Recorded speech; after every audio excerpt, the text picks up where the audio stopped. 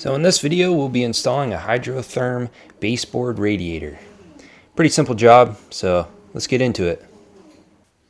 So I've determined where I'm going to put the heater. Outside walls are always the best location for these baseboard hot water heaters. So in my case here, this was a bathroom renovation and I had to completely remove the old heater in order to do some work on the floor and the walls. So we're going to be installing the new one right here, and I'll show you what's going on in the basement as well, just so you get a sense of what's going on with the plumbing. So as you can see, I replaced all the floor joists and stuff like that. It's a lot of work. I did all the plumbing and everything. It's just so much work, but that's beside the point. The point is I had to remove the heater, and so you can see here, this is where it used to come up through the floor. And there was a spot over here that I actually cut off, but it would come over and up through the floor. So basically all I did, I put a SharkBite 90 on there, 3/4 PEX, SharkBite 90 on the other end with the 3/4 PEX. That keeps the system continuous, keeps the system flowing. So the rest of my heaters work, just not this one because it's obviously not there. So let's get the new one in. First thing I'm going to do is get the back plate installed. So we'll find the studs for that and get some screws in it. So I found the stud. I have my laser set up. You don't need a laser. This is one of the many ways to do it. But so I know there's an outlet here, so I know there's a stud here either on this side or this side. I determined it's on this side, so I'm going to pop a hole in here with my drill bit and we'll put a screw in there. I'm just going to put a level on here. That way it's not way out of whack. Something like that. Looks good there.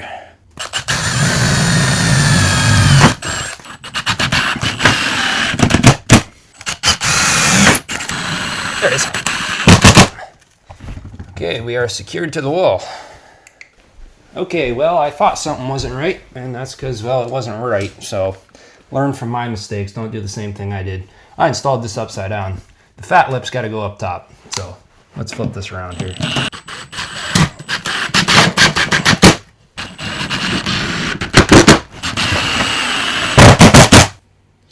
So I've got it attached to the wall. It's secure and tight. The one thing I didn't mention was the brackets that they give you.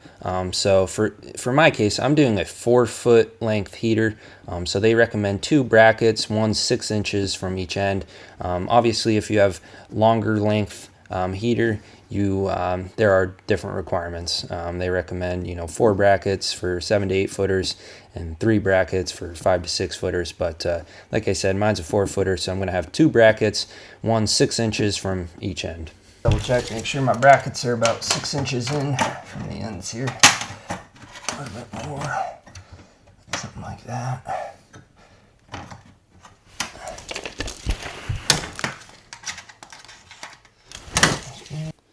Now with the element itself, you want to make sure that these fins aren't too damaged. They're very easy to bend and damage, especially in the packaging, shipping, and whatnot. So, I've got a couple dings here and here, but nothing too major. No major damage to the copper pipe or anything. That's going to be to the back anyways. So, in the front of them, they're pretty good. No major damage. So one thing to note, on one end they have a female fitting here, and that's so you can add more heating elements to this chain if you wanted to, and the other end is just a regular 3/4 pipe. So I'll show you the fittings here. So on one end I'm going to be doing a 3/4 90 with a bleeder valve on it, and we'll have to install that as well. This is an air valve, so we can bleed the air out of the system once we have it up and running. So that'll go on this end like that, with the bleeder valve coming up off the top. On the other end I have a street 90, so that'll go in like this. Since I'm not adding more to the system, this will be the end of the run. That'll go in just like that. So like I said, street 90 on the end here, and a 3/4 90 on the end with a bleeder valve.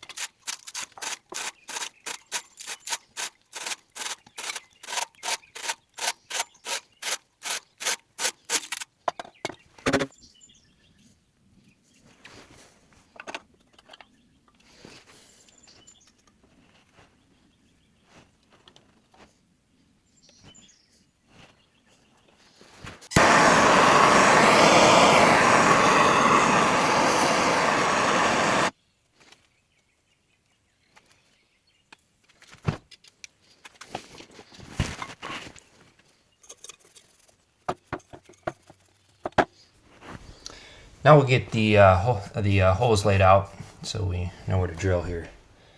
I'll pull it back out and drill the holes.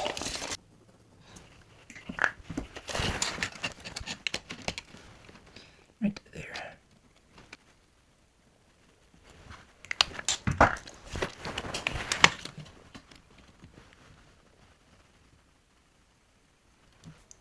Now I've got the marks for where the pipe is going to come up through the floor. There and there. I got 2 different bits here. Well, 3 actually. This is a tile bit. Since I have a tile floor, I'm going to pop through the tile with this bit. Then once I get to the subfloor, I'm actually going to run a long pilot bit down through just to make sure I'm not going to drill through any wires or plumbing or anything like that. Then I'll finish off with the regular hole saw to get through the subfloor. And yeah, here we go. So coming down in the basement, I have a general idea of where the heater's going to be, pulled some measurements. So there's nothing in this bay, no electrical, no plumbing or anything like that, so we're good to go. But it's always good to double check with the pilot bit just to make sure you're not going to plow through your plumbing or electrical or anything like that.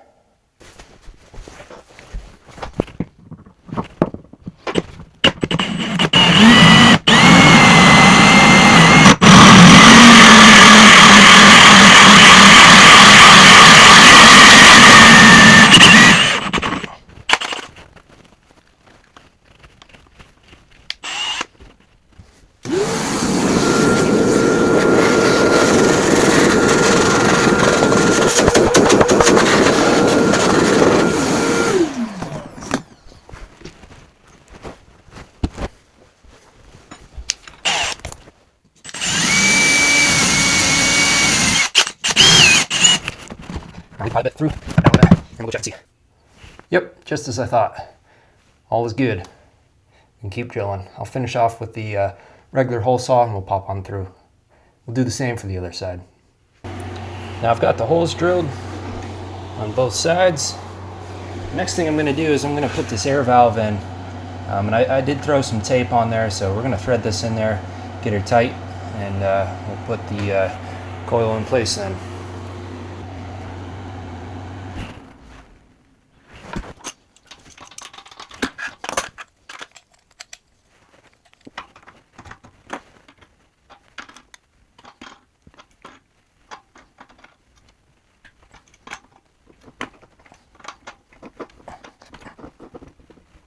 Good enough.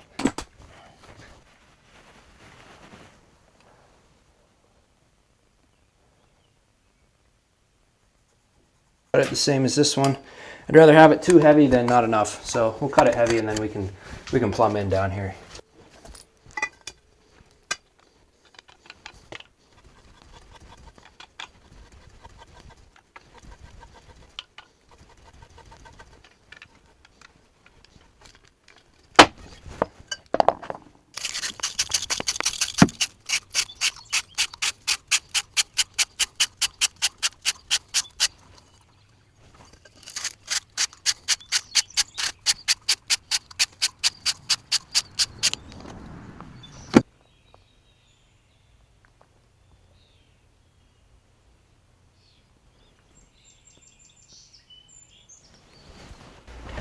Now, I think I'm gonna have to remove these brackets like that. I was hoping to slide it down in. Now, if I would have cut these pipes shorter, it would have been easier. Let's see if we can get this in there.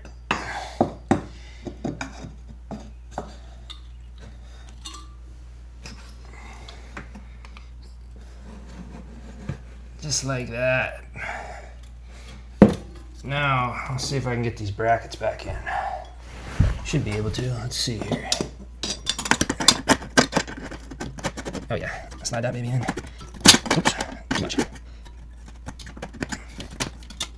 Okay, we'll get the other side in. Making sure I do it the right way this time.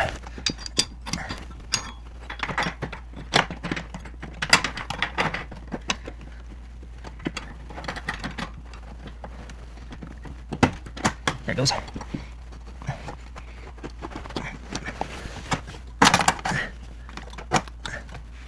Here we go, something like that.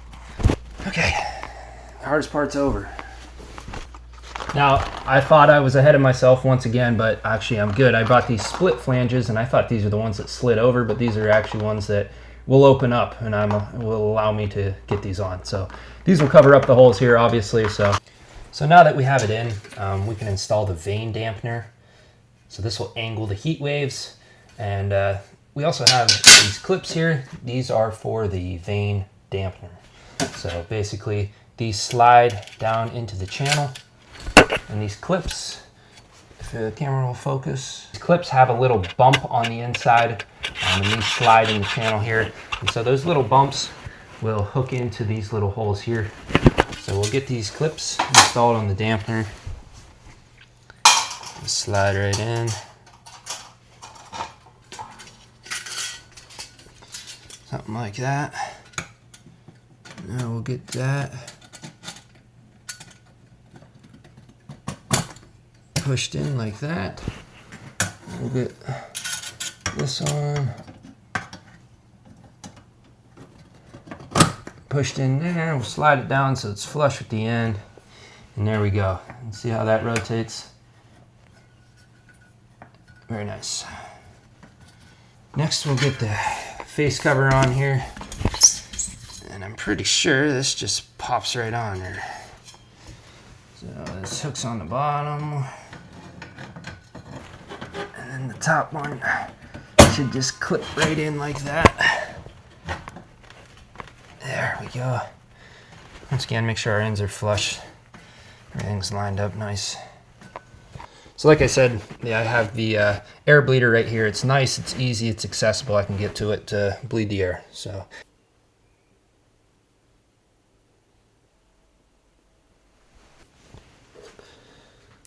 here we have one end sticking through, and I left myself plenty of pipe so I can tie into the line here. And same with the other side here. Left myself plenty of pipe. So there we have it. The heater's installed. All I got to do yet is plumb it into the basement. If you're not comfortable with plumbing, hire a plumber. It's always the best way to go. Pretty simple job really, but I'm not a professional plumber. I made mistakes, learn from my mistakes, and you'll get it right every time. So thanks for watching, guys. Like and subscribe. Peace out.